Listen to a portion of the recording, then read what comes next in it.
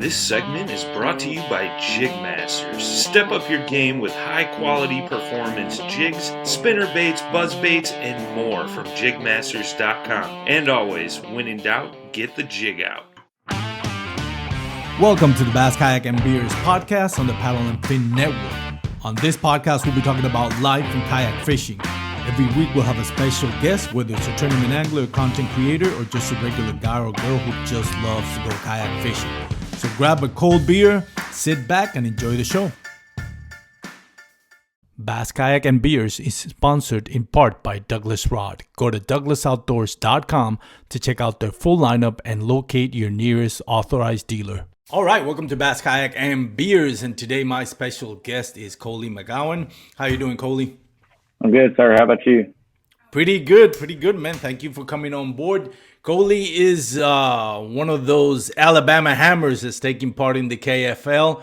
He also won the Hobie B.O.S. in Knoxville, Tennessee, the Coosa Chain. Is that correct, Coley?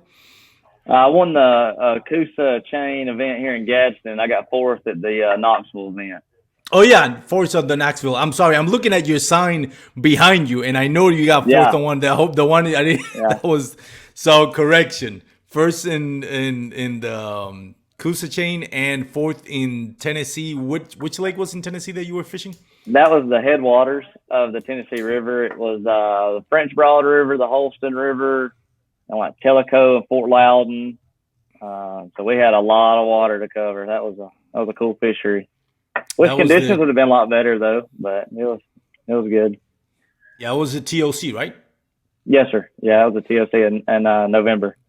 Yeah, that's the one thing about transition weather, whether it's spring or just kind of October. Not October. I'm sorry. I wanted to say fall and winter. Those transition season, it's like you never know how it's gonna fish because it's just transition seasons. It's not like summer when it's gonna be pretty much warm, the occasional thunderstorms, and it's winter where it's gonna be pretty much cold, the occasional cold front or not so cold front, but transition weathers to me, it's always hit or miss. Oh, yeah. And especially with our timing with the T.O.C., they were trying to get the lake levels down on like Douglas and Cherokee. So they were like dropping the water dramatically. And so like every day the water was either pumping out of Douglas or pumping out of Cherokee through the dams, how the river systems are set up. And I mean, like Douglas, it had the water on the French Broad just up and muddy and rolling. I mean, that's where I fished. I fished the French Broad for the T.O.C. But I mean that whole area, the French Broad, the Holston, everywhere I went had fish. It was just like, which one do I want to fish? So it was kind of tough. But I like muddy water. I'm used to fishing the Coosa River, so I like muddy water. Yeah. Well, we'll go into the techniques and everything in a few. As we go along in the podcast. But I really wanted to, first of all, introduce you to the audience. Coley, tell us a little bit about you, what you do for work, and how you got into kayak fishing. I'm 26. I'm from Gadsden, Alabama. My everyday job, I'm a deputy sheriff for the Etowah County Sheriff's Office. But kayak fishing is kind of my outlet. Like I grew up fishing. I mean, from the time I could walk with my pawpaw, wading creeks and floating rivers and stuff like that around here. We got plenty of rivers and creeks and good lakes. I got into kayak fishing, I don't know, probably about 8 years ago, I guess. Before that, it was canoes. And then kayak, just the whole kayak scene kind of blew up. And then a couple of local clubs around here invited me to start fishing some local events. And I had a little cheap heritage 12-foot kayak. It was like a heritage angler or something like that from Academy.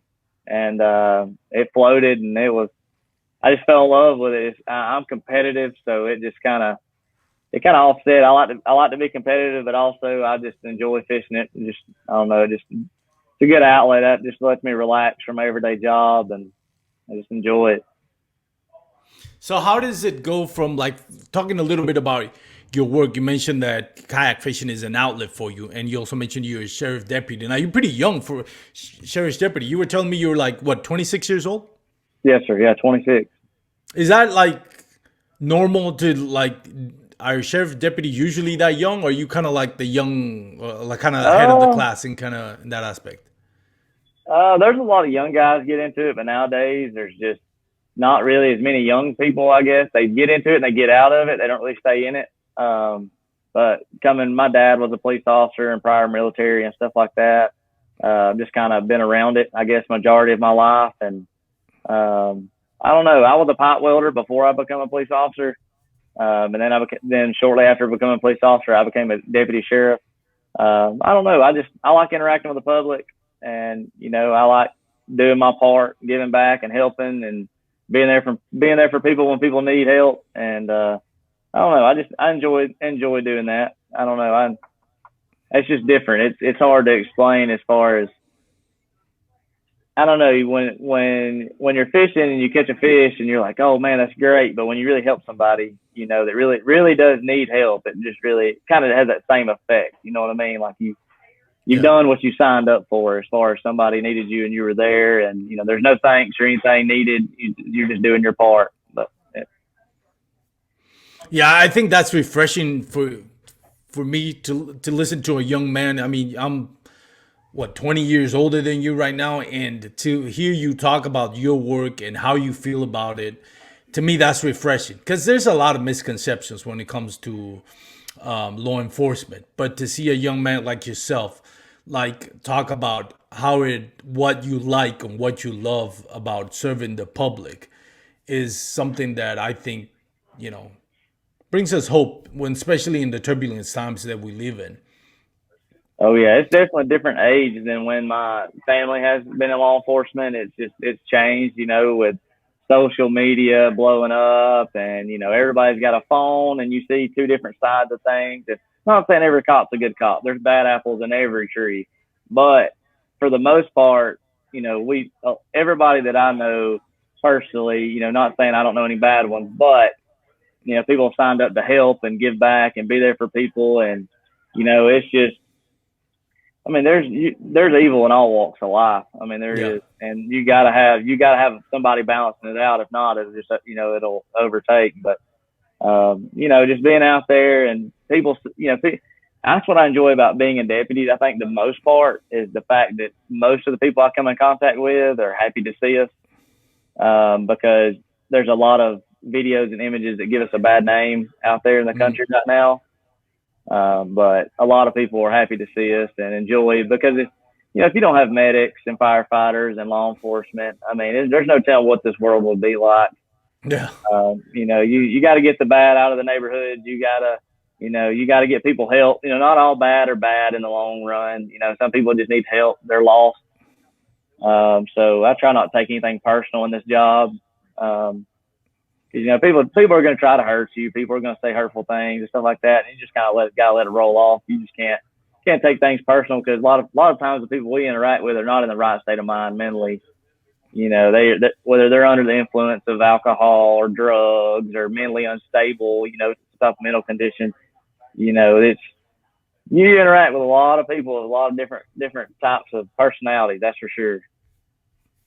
That's definitely, and right now with the social media where everything is like scrutinized, your job is obviously going to be scrutinized, and that's something that your father probably didn't have to deal with. But now it's more like, even if you do things right, people can edit things in a way that makes you look like a villain when you're actually trying to help.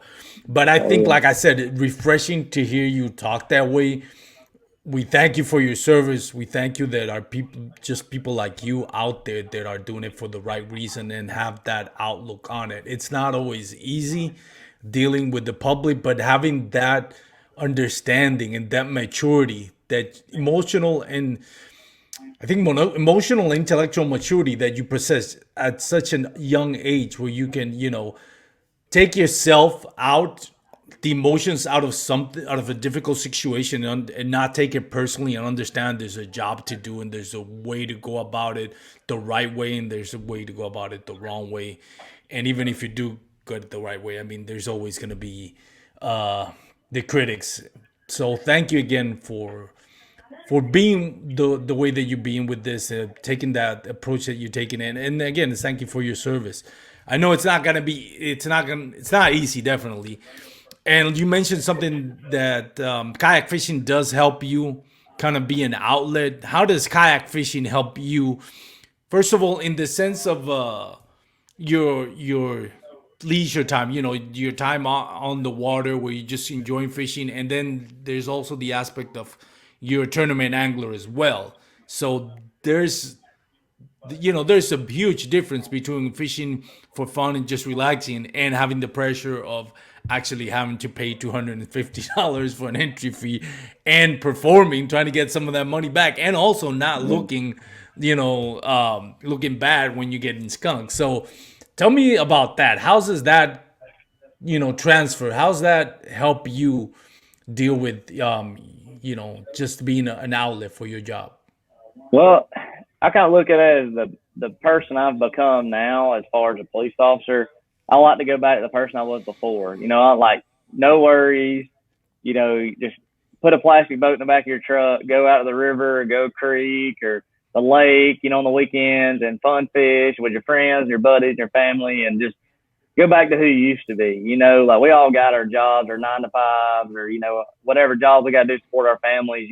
But you just got to let that stuff go sometimes. You got to forget about it, and you just got to get a rod in your hand and just go relax and enjoy yourself and try to remember who you used to be. You know what I mean? So that's why I like fun fishing for the most part. It just kind of reminds me where I come from, and what I enjoy is a passion, because that's what it was before I started fishing a few tournaments here and there, and then started trying some bigger events and stuff like that. Was just going out and enjoying myself and fishing and just catching big fish. And it was just, everybody's like, hey man, won't you sign up for this? Or why don't you do this? This tournament's in town, or, stuff like that. And I think starting to fish some bigger events for, KBF and Hobie and stuff like that, just being able to travel, to go to different bodies of water is basically, it tests me, because I like the pressure. I like to be under pressure. I think I perform better when the conditions are rough. Well, I say that, but I got my butt kicked at Seminole, so we're not going to talk about that. But I like to think the tougher the conditions, the better I do. Just, I don't know why. I've always been that way, but most of the events we have where there's a lot of rain or bad conditions or water levels are horrible, it just kind of makes it an equal playing field, I guess, for everybody else.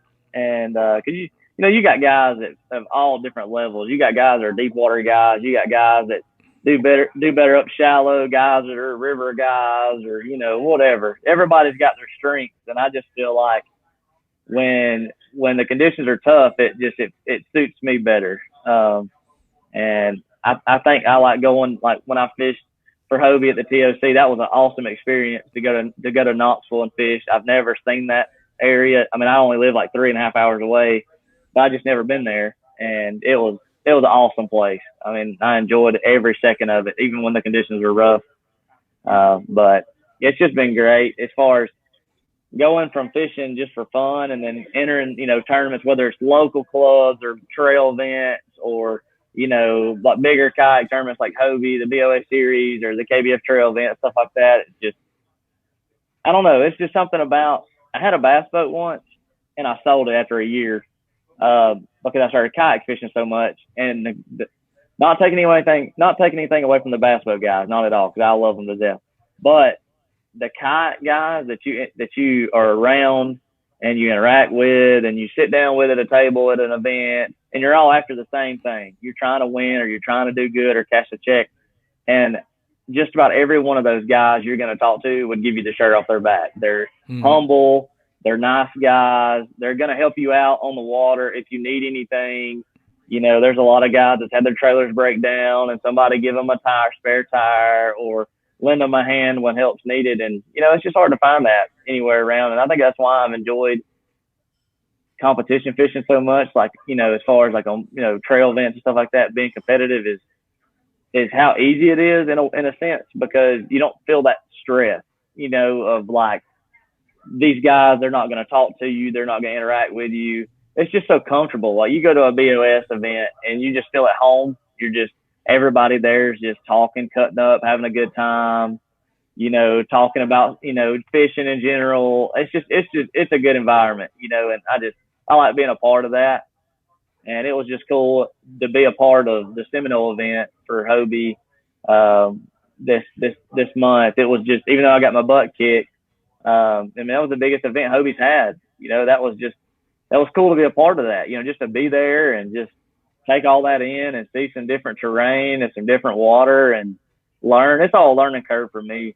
I obviously don't fish for a living.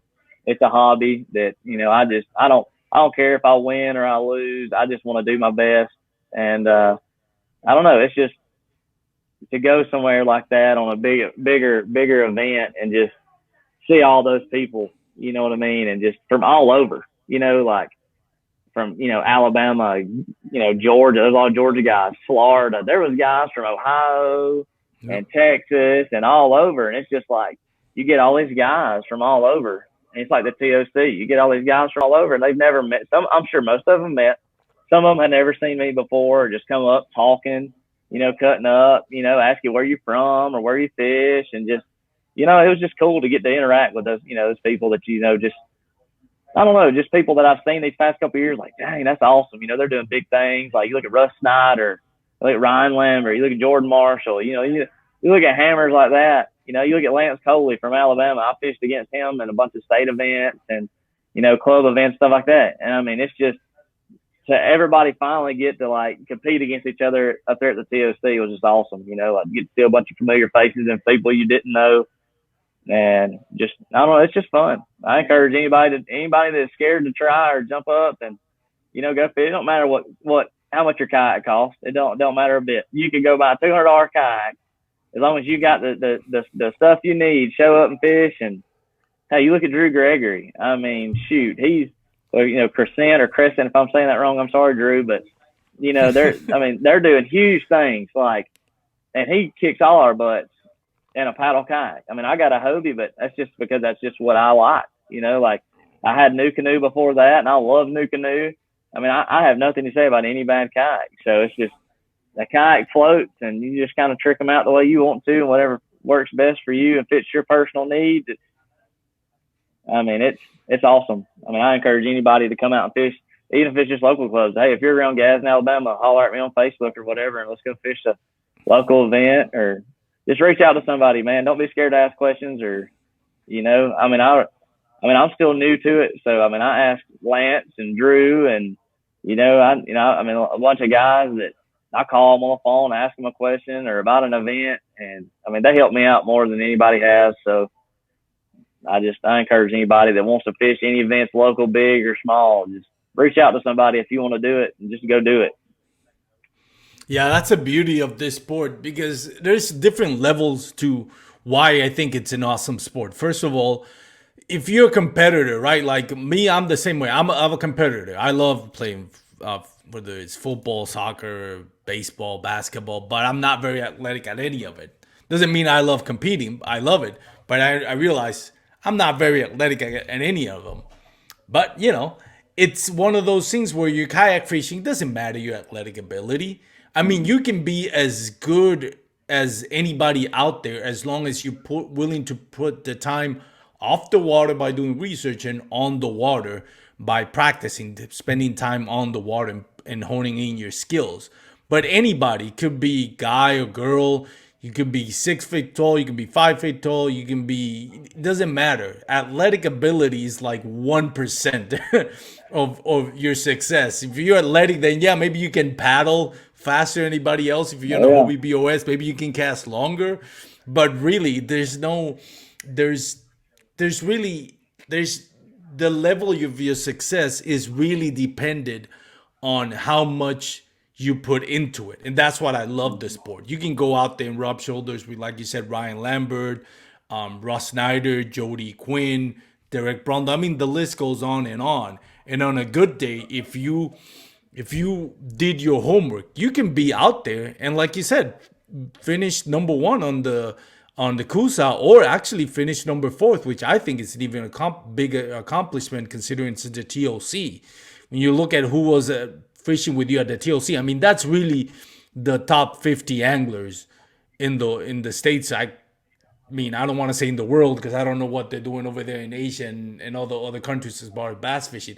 But at least in the United States, it's top 50 anglers, and you ended up number fourth. A young kid, from Alabama, going down there and showing off, and it's got to be exciting, and just the general culture in the sport.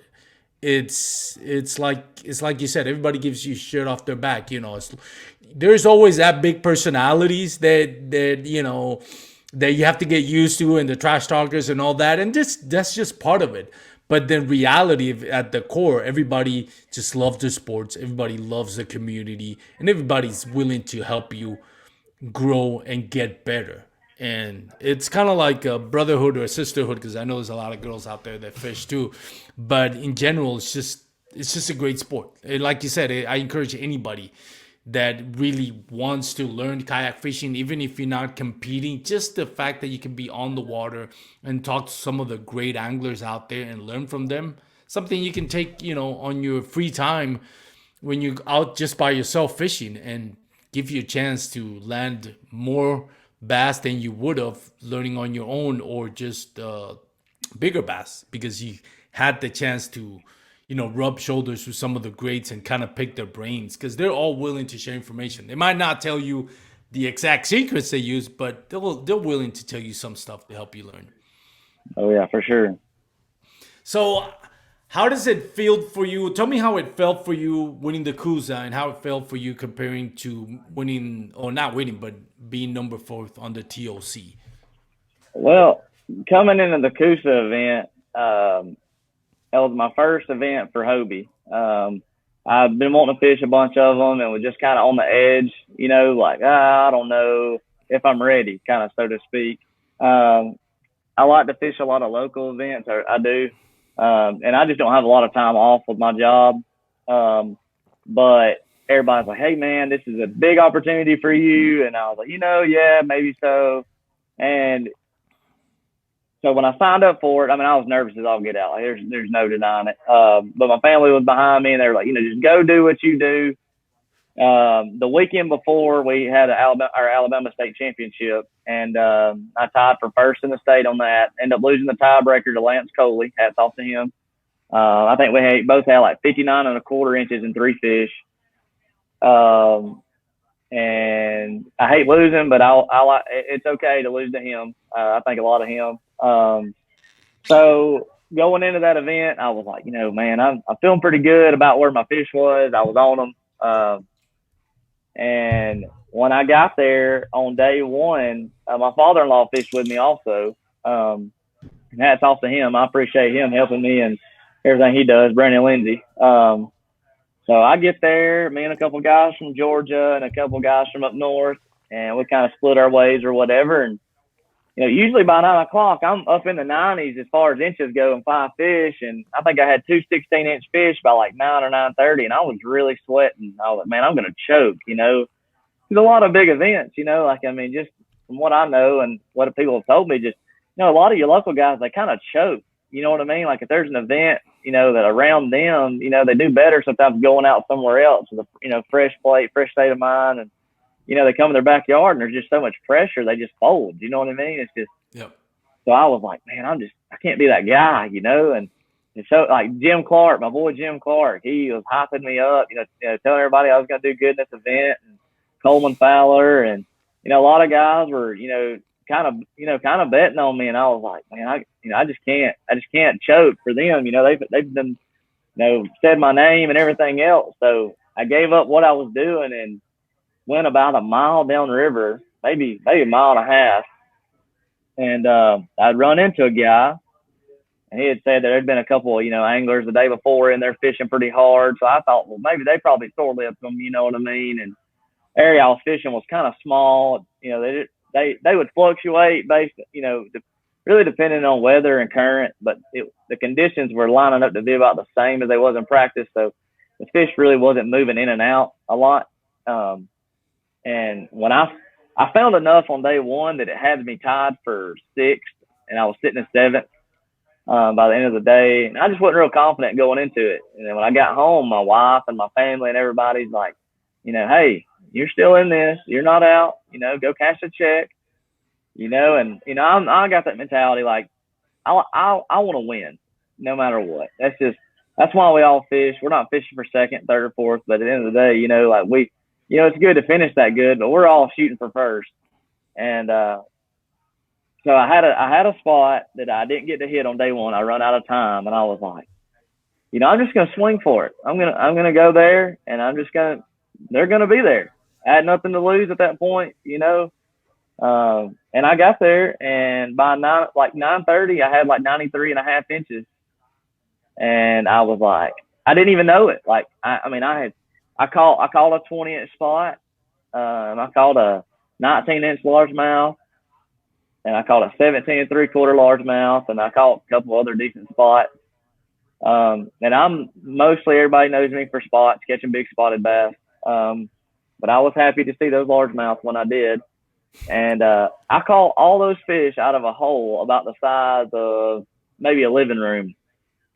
They were stacked in. They were stacked in there so good. And what's crazy is I came across them just by prior experience. I knew, like, from years of fishing there, I knew they were there. It was just knowing what they wanted. And I pulled up and, threw a prop bait, threw a walking bait, threw a buzz bait. I threw everything at them.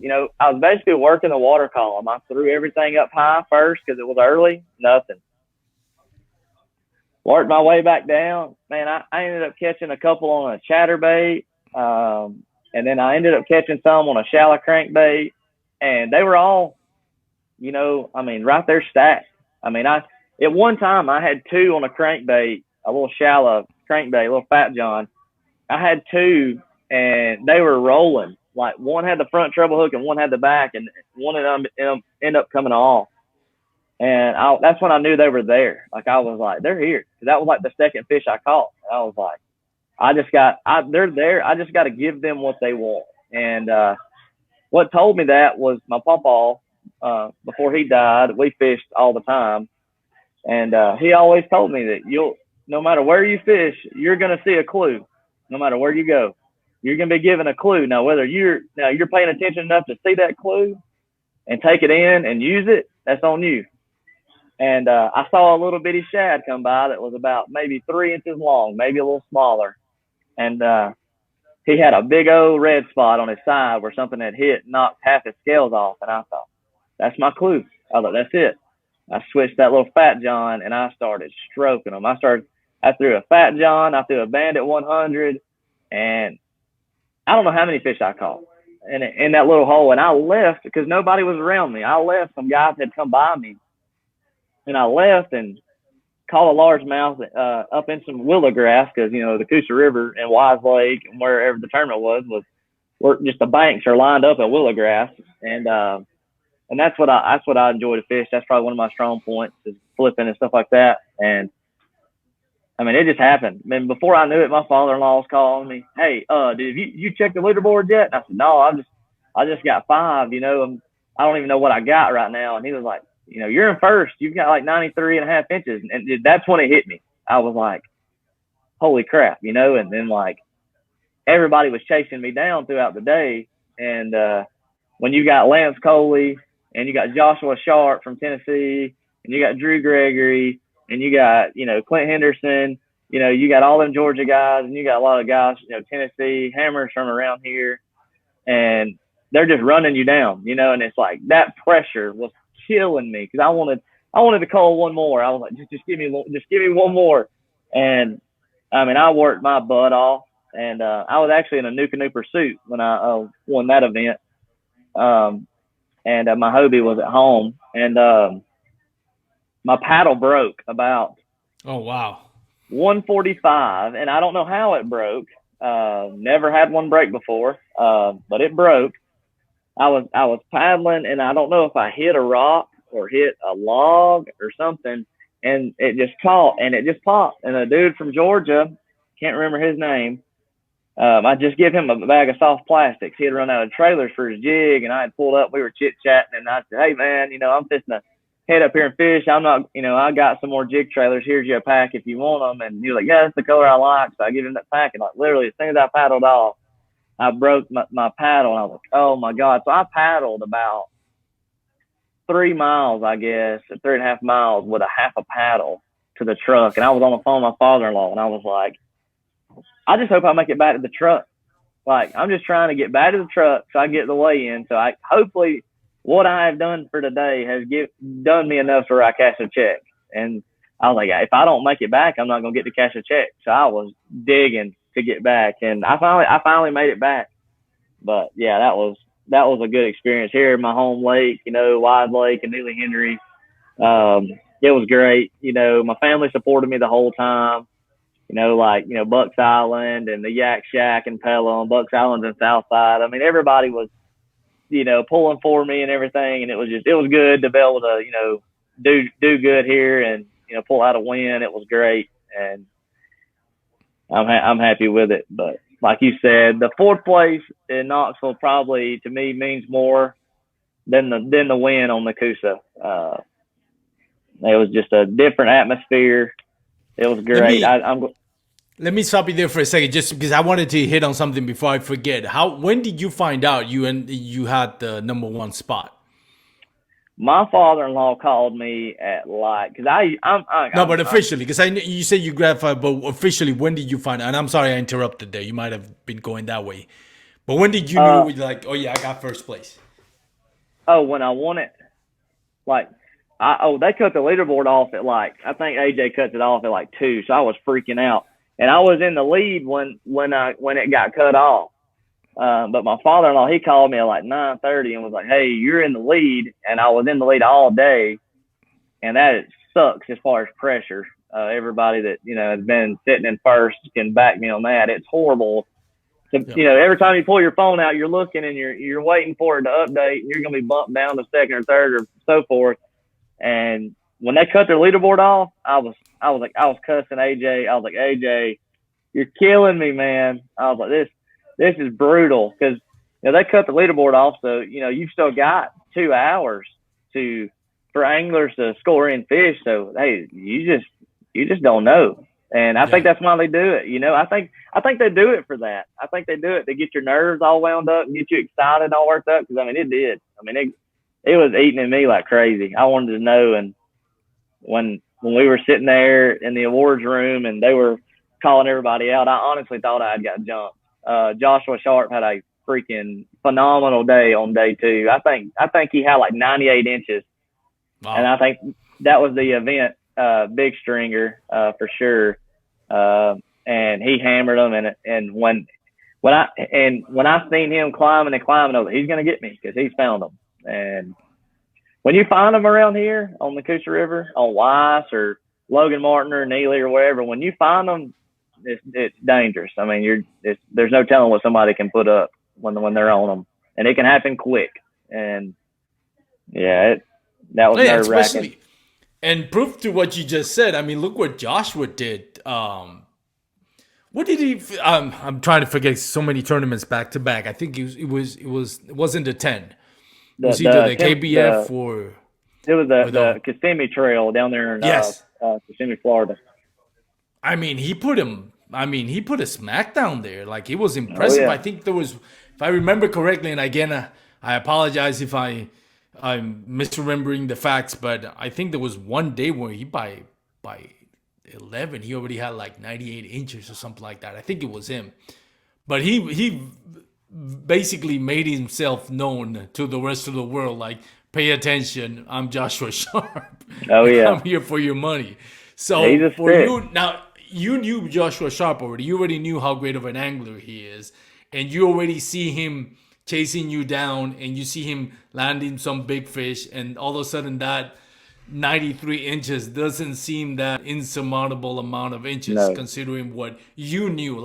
We are now just finding out how great Joshua Sharp is. But you already knew how great or how good he is. So I like to go back to a point that you mentioned because I think it's completely accurate. When you're sitting number one, that's the best place you want to do. But as far as psychologically, that's the worst place in the sense that there's always that fear of sandbagging from other anglers, and that that, they cut off the leaderboard before the tournament ends. And then you are just like, well, you have it within your grasp. It's what do you do now?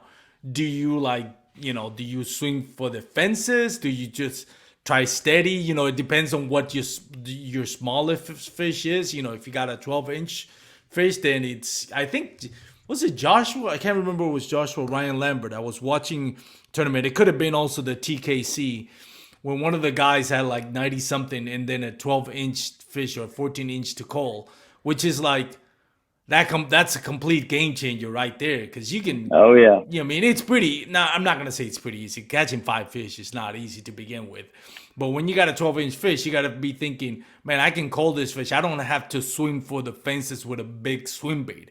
I can just go with a chatterbait, and chances are whatever I catch next is gonna be bigger than 12 inches.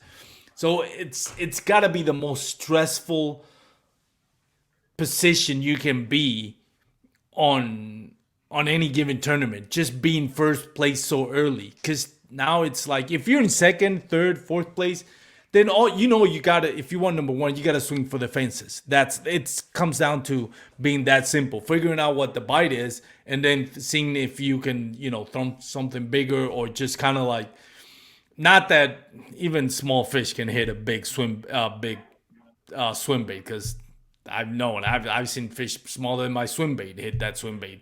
But the chances are of landing a bigger fish improve when you throw a big swim bait. But you're not gonna get as much bites as you will with the Senko or Ned rig. So there's that whole game within a game that you have to play. And first place has gotta be the most stressful spot you can be.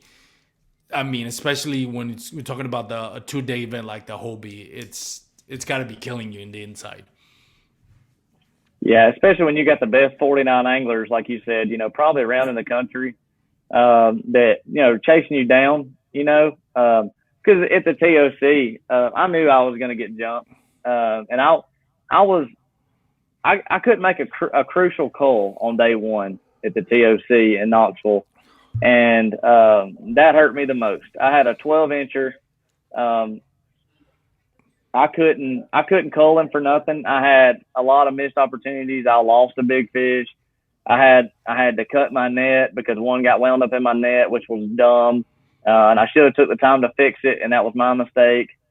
And the very next fish that I hooked, I netted, had him up over the kayak, and he come unbuttoned, then was shot right through that hole, hit my graph, and end of the water. I mean, you can't make it up. And I'm like, Coley, why did you not take the time to fix your net? That could have been a couple $1,000 fish right there.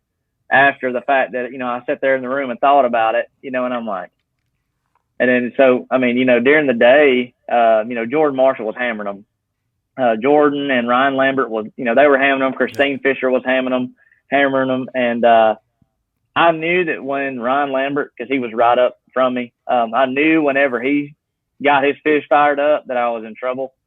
Because at one point during the day for a couple hours, I had like 166, I think, was my 2-day total. And my father-in-law called me and he was like, "Hey, you ain't looked at the leaderboard, have you?" And I was like, "No, I've been trying to get another call." And he was like, "Well, don't look at it." And I was like, "What is it?" And he was like, "You're in the lead." And I was like, "Well, what do I got?" And he was like, 166. And I was like, "Oh, that ain't gonna cut it." Because I knew what Ryan had, and I knew what Jordan and Christine had the day before. And I was like, God, if they, but that's fishing though, I mean, they very well could have, not caught a limit. It happens to all of us. Like, I mean, you never know. So I just kept grinding, but I was in second when they cut the leaderboard off, and I fell to fourth, which, those guys deserved it. They definitely earned it. That's for sure. And they're the best.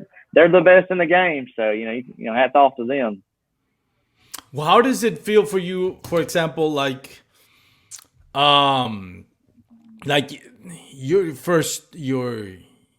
your win was in your home waters, right? Yes, sir. So there's always going to be those people, and maybe, I mean, they might have a point.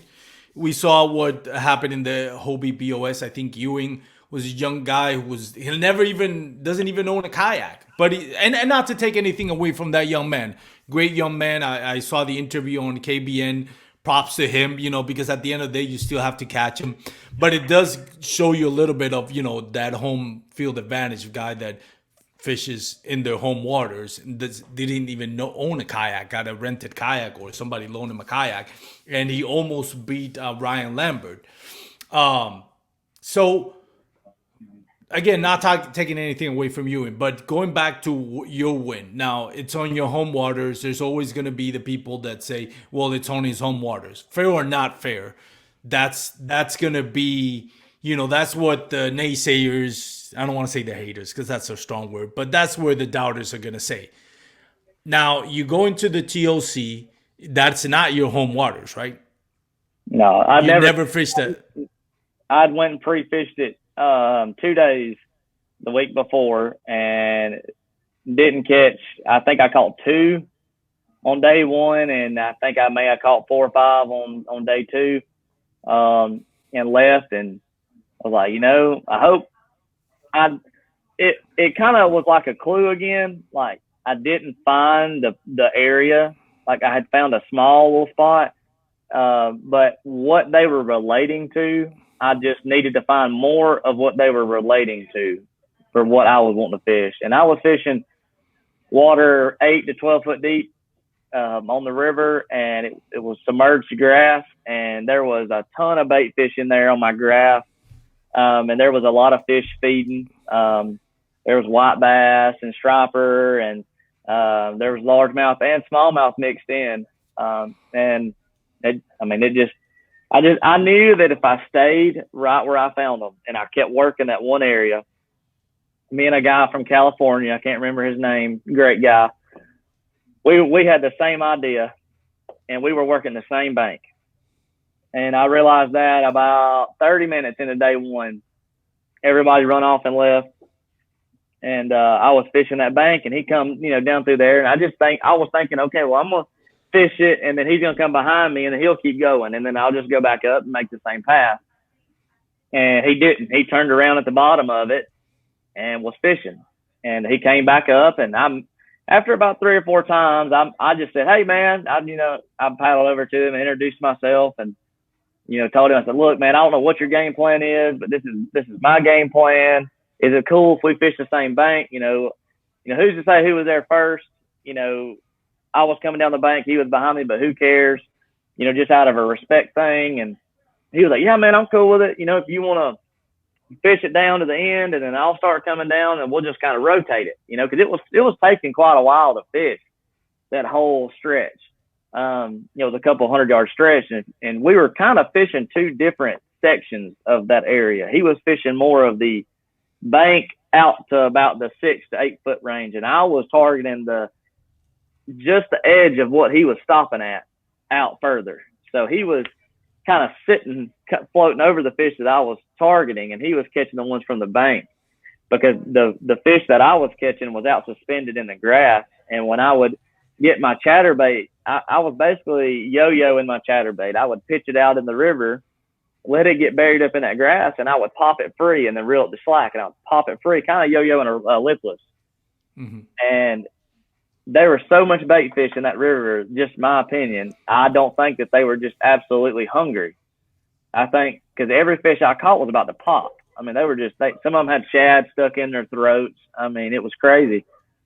So I was figuring out that I'm getting them to react to it because they weren't necessarily eating it. I was getting them hung in, like weird places, like skin lipping them in the mouth, and like the roof of the mouth and the bottom of the mouth. And just from what I know, if you're hooking them in the bottom, the bottom of the mouth, they're not really eating it right, and yeah. It was like, well, they're not hungry, but I needed to get them to react to it. And it was, if I would throw it out and I wouldn't get in no grass and I'm reeling it back, I wouldn't get bit. But when I would rip it free, they was hitting it either right when it ripped free or the fall back down into the grass. And so me and that guy kind of worked the same bank, and hats off to him. He's a great dude from California. He's at the T.O.C. I'm sure somebody will know his name. But I thanked him after that, and then I'll tell you how good some of the guys are in some of these events. On day 2, we did that all day 1, and on day 2, about mid-morning, maybe 10 or 11, I was in the lead, and he looked at the leaderboard. He was right down from me, and I guess he pulled his phone out, looked at the leaderboard, and I looked over. He was on his phone, and he said, "Hey, what's your name?" And I told him my name, and he said, "All right, man, I'm out of here." And I said, well, where are you going? He goes, "Well, man, you're in the lead right now." And he was like, "Look, man, I'm not messing none of that up for you."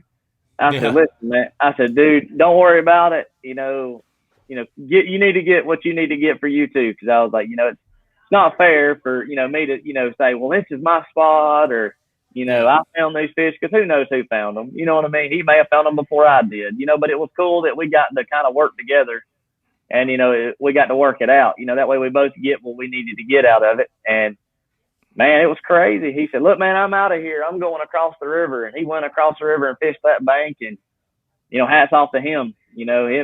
Him doing that, might have, he may have caught those fish, and that would have been good. I wouldn't have been mad. That's good for him. But it was just shows you the kind of people, that are aware of what's going on. And like, hey, man, here's your space, out of respect, and, go after it, go after it, buddy. So it was, I owe him supper for that. That's for sure. Yeah, Ryan Lambert just shared an interesting story about that one too. In his win right now at the Hobie B.O.S. Bar Watts. What did you fish Bar Watts? By any No, chance? I didn't. I didn't fish Watts Bar. No, I had to No, stay home. Watts And, Bar. I'm sorry. yeah, me and my wife are expecting a baby this Oh, next month. congratulations! Thank you. This is my second one, so Wow. little Reese Fisher is more important right now. So I Oh, didn't want to go definitely. out of town and miss anything. So Oh, definitely. Well, congratulations on that. That's definitely a lot more to celebrate than winning a tournament or catching 5 fish for sure. So congratulations. You know if it's a boy or a girl? it's a boy. Yeah, Reese Nick. Fisher. Had to Oh, give him some type of outdoors name. My first one's Ridge. nice. His first name's Ridge. So this one we were going to go with Fisher as his middle name. So Nice. I like it. And you have your oldest one is he's 3. He'll be 3 in oh May. two. So And what's he's his name? 2. Ridge. Yeah. Oh, you both how both are gonna be named the same first name? Well, my first boy's name's Ridge, like Okay. mountains, I guess. And then Oh, okay. my second one is going to be Reese. We wanted to Oh, go with okay, okay. two first names with ours, so we went with Reese Fisher. Oh, nice, nice. Now I get it. All right, cool, man. Congratulations. Here you Thank you. go. And I like when they're like that close in age together because they can grow up together, and they don't have that big gap in age, and they can both learn how to fish together, and you know, it'll be fun. I'm Oh sure yeah, you're very excited. And so is your wife. oh yeah, they're going to be my little prodigies here in a couple of Yeah. years. I'm going to stop. I'm going to stop fishing altogether, and I'm just going to follow them around. Hopefully, take some pictures. I guess so. Follow That's them awesome. along. So I kind of want to, when I'll stop you with my original question. So going back to your fourth place finish at the T.O.C, we were talking about how, fair or unfair, you're going to get the people that are going to say, well, you want the Coosa because it's your home lake. Now getting fourth place in the T.O.C, to me, it's a big accomplishment. I mean, out of 50 anglers, the top 50 anglers in the world, do you feel like you can look back and, say, hey, you know what? I'm not just, this wasn't, it wasn't that I won the Coosa because I was in my home waters. I've shown that I can go toe to toe with the best of them by getting fourth place at the T.O.C, which, you know, I guess in a way it's disappointing that you didn't win, especially because you were leading for so long. And you didn't find out till the very end if you got jumped over, which you did. But does it validate your win at the Coosa finishing fourth in the T.O.C in your mind? Yeah. It's a big confidence thing, as far as a lot of people, like I said, were betting on me for the Coosa event and being a hometown guy, and, the whole hometown thing kind of, I don't really buy into that, because no matter where you go in the country, it does not matter what lake, what river, what state, there's always going to be a hometown guy. Yeah. No matter what circuit you go to, whether that's MLF, Bass, the elite, and in the kayak world, Hobie, KBF, there's going to be local hammers in every event. And Yeah. I'm just going to throw a couple out there. You look at Ryan Lambert, you look at Jordan Marshall, you look at Eric Thompson from Tennessee, and any event that comes up there, you might as well expect, that's who you're going to have to beat. That's just who it is. And, it's just Neely Henry. It's been, when people come into town, it's been Lance Coley, me, and a handful of other guys around here. And it's that way everywhere you go, so going into the T.O.C., that was in my head a lot. I was like, am I just a local angler? Because there's so much more, like you said, that goes into it as far as, like going out places, because you got guys that live here 365 that fish, for fun where these tournaments are going to be held, and just have a way better game plan, more knowledge of how the layout is, time of year, conditions, and where they're going to be. And you can't avoid that no matter where you go. You're going to have to be prepared for that no matter where you go. And going into these events, you might as well throw that out your head, because somebody's going to be that hometown guy. It's just no matter where you go. So, and my thing, that if you want to beat the best, to be the best, you got to beat the best, is what my granddaddy always used to say. And it's like right now, I feel like I'm still learning. I feel like I am a good fisherman, but it's all a learning curve for me, is because you got a lot of anglers that travel all the time to fish these events, and it's repetition. In my mind, that's what it more is to me, is going to these events, and even if I don't do good, I'm still gaining knowledge, because I'm learning what time of year we went, the conditions, how I did, what the fish were doing, what they were relating to. And then when this sucker rolls around the next time, I'm going to do better, and I'm going to hammer them. Because you look at it, you can ask any of these anglers, and prior experience is huge. When you go to a lake and, you may have figured them out during the tournament, or found an area that was really good, and then you come here next year, you're not doing so much running around as you did the year before, hitting, 10, 15 spots throughout practice, bouncing around like a chicken with your head cut off. You come in here the second year, or when the next come around comes, and you've got a game plan going into it already. Well, I found a good area. It's got fish. It's, whatever your strengths are. And, I think that's just how this thing works, it's a learning curve, basically. I think that's what it boils down to, is just learning and keeping up with what you learned and taking that to the next one. Yeah, that is very true. And again, congratulations on your big win. I think for anybody that would say, and first of all, I agree with everything you said about the home field advantage. But like I mentioned, it is, whether it's fair or unfair, there's always going to be that. I don't want to say criticism, but there's always going to be that people that are going to comment that. For sure. And everybody's got it entitled for the position. I do understand they do have a case to be made. But personally, I think your fourth place finish at the T.O.C. kind of validated to you be not. First of all, you're not a one-hit wonder. And second of all, you can mix it up with the best of them no matter what lake you're fishing at and what part of the country. So congratulations on that. Now you're moving on because you have other things. Let me rephrase that. You're not moving on to the KFL, but you're also taking part into the KFL. You're with the Alabama Hammers.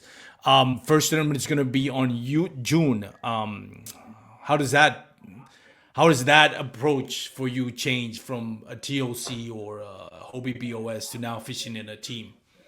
And again, this is uncharted territory because we've never had a tournament this way. So as far as what do you think is going to change? I think it's going to be a cool format. When I got asked, I was all for it. I was like, it's cool. I like working together with guys. And as much as I like to be solo, as far as, me being independent and me worrying about what I need to do, I like the idea of being on a team and being able to help each other out and, trying to get the bigger picture and trying to win overall as a team. I think that's pretty cool. And I know it's fairly new, so to be a part of that, is pretty awesome. And we got every one of these teams has got some some hammers, Yep. you know, some sticks on them. And, you know, you look at the Florida Copperheads, they're coming at us first on June 12th. Yep. And I know there's a couple smack talkers on that team, and I would hate for them to roll into Alabama, and that's a long ride back home. So I know who you're talking about, and I love him. I've had him on my show. Shout out to my man. I'm not gonna say the name because we haven't mentioned it, but we all know who you're talking about. But it does bring it does bring a little bit more of a sweetness when you're like, if you can beat that person, get him to kind of like shut up about it and well, I mean, post your own memes of you cutting off their head instead of them cutting your head. It makes it just a little bit sweeter. I mean, I've heard he's a great guy. Not any hard feelings towards him. I like the smack talk. I think it's good, and it keeps everything going and laughing, and it's fun. But that was just a joke. But I'm looking forward to it. And from what I've heard, they're probably one of the best teams on our schedule. All those guys can fish, so you know, hats off to the Florida Copperheads. We're looking forward to having y'all in Alabama, and I know y'all are probably looking forward to having us down there in Florida. So, we'll get a taste of it too. And for those out there listening, we are talking about Conrad Benetti, the Barbarian. We love him. I personally enjoy his mad talk. I know some people get offended by it, and honestly, sometimes he does take it. I don't want to say too far because he's not talking smack to me, so it's easy for me to say, "Oh, that's funny." Well, yeah, he's not directing his smack talk to me, but you know, he's colorful. He does bring a different level of excitement to the sport just because of his personality. And I personally not criticize him or anything like that. But yeah, it is fun. And it's even more fun if you beat him, I think. But going back to fishing in Florida, that is probably the hardest trail that you have to go in the KFL is going to Florida and face the Copperheads, because regardless of personality and all that, I mean, Conrad Benetti, Bobby Morin, Jake Suvak, and there are others that I don't know the whole team, so I apologize to the other gentlemen of that team if I didn't call your name, but at least those three I know for a fact, and all six of them are great hammers, and they're in their home lake, so I mean, Florida is very different from anything out there. It's just kind of like the same way California is very different. That's why you see a lot of California anglers dominate their trails over there. When you talk about the Hobie B.O.S. going to California, it's Russ Snyder, which is originally from California, and the top 10 is just Cali dudes. So Florida is kind of like shapes up in a different way, just as I think because of the geographical landscape of Florida is very different from everything else that's mainland.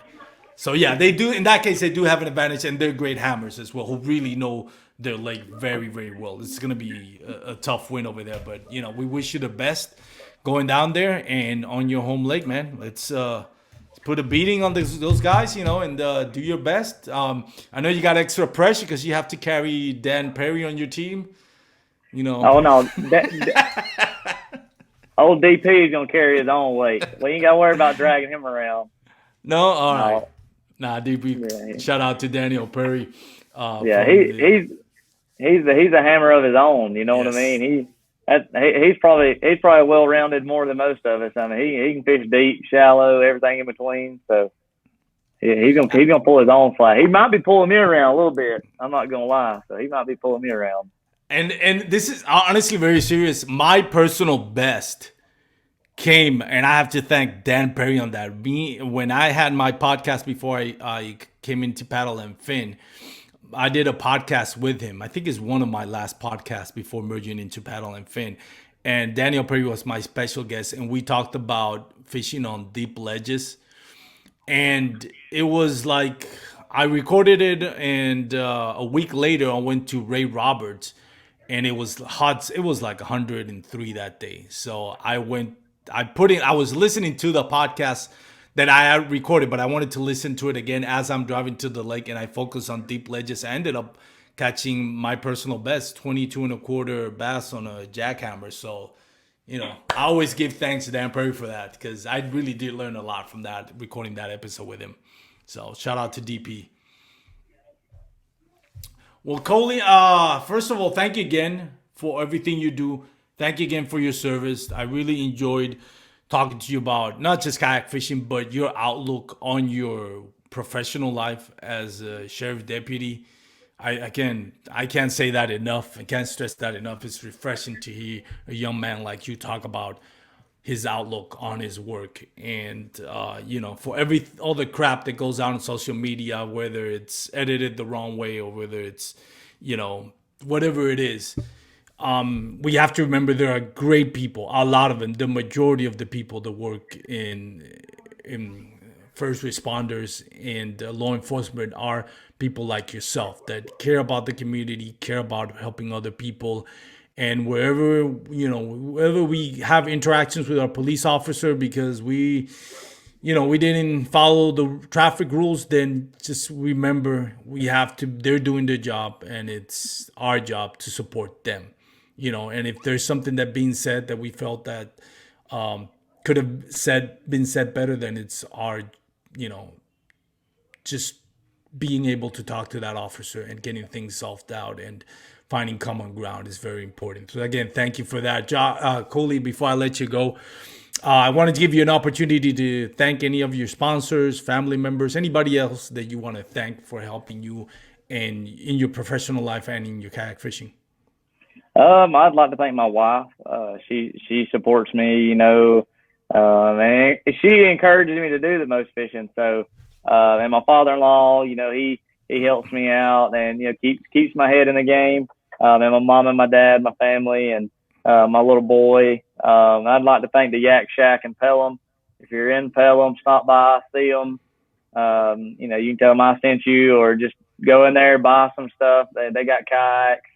They're a good deal. They got baits and clothes and stuff. And if you're around Gadsden, Bucks Island, they're going to be a Hobie dealer. They sell Jacksons and other kayaks and stuff. They're trying to, expand and get some more stuff in. So we got a lot of those guys. And there's a club around here, old local sponsor I got, Thin Blue Tight Lines, guy I work with at the sheriff's office. It's just basically a law enforcement thing across the country. A lot of the local law enforcement guys, first responders that like to fish competitively, we do that. And then the hooks and racks. That's about it. Just mainly my family that just encouraged me to keep chasing, what I enjoy and what I like to do in my off time. So hats off to them. Definitely. And when is Reef coming out party or expected? Well, he's supposed to be here March the 20th. Nice. And there's a KBF trail event not too far from here up in Florence that I was hoping to attend. So I'm kind of on the edge about it as far as if my little boy's here by then, hopefully I can make it because my family's going to come hang out with my wife while I can go do it. But if not, that's fine. I'll catch the next one. But, yeah, looking forward to that one. Hopefully that'll be my next event. Cool. I was just about to ask you what was your next event, but there we go. So, man, congratulations again on your fourth place at the T.O.C., your win at the Coosa. Wish you the best on the KFL. And every single tournament was a local national event. We wish you the best. We look forward to what you bring and what you're gonna do moving forward. So thank you again for taking the time to record this podcast, man. Thank you again for your service, and for those out there listening, thank you for tuning into the Bass Kayak and Beers. Remember, you can follow me on Instagram, on Facebook, on the Bass Kayak and Beers, and you can follow Coley McGowan on Facebook as well, on the Coley McGowan Kayak Fishing. Is that correct? Yeah, you can follow me on Instagram too, Coley _McGowan _fishing. So you can, either one. Perfect. Well, thanks again, everybody. Have a great night. Have a great day, wherever time is that you're listening. Tight lines. Stay safe. Thanks for tuning in to another killer episode on Paddle and Fin. Don't forget to go check out our website at paddle_n_fin.com. Don't forget to check out the YouTube channel at Paddle and Fin. If you got a question, comment, want to hear from a future guest on a future episode, feel free to email us at paddle_n_fin@gmail.com. Don't forget to follow us on social media at Paddle and Fin on Facebook and Instagram. Shout out to our show supporters, Angler. The Angler button and app just makes for a better time on the water and creates a virtual logbook for every fishing outing out on the water. Shout out to Rocktown Adventures, located in Northern Illinois, for all your kayaking, camping, and hiking needs. Shout out to Jig Masters Jigs. When in doubt, get the jig out. Go to jigmasters.com.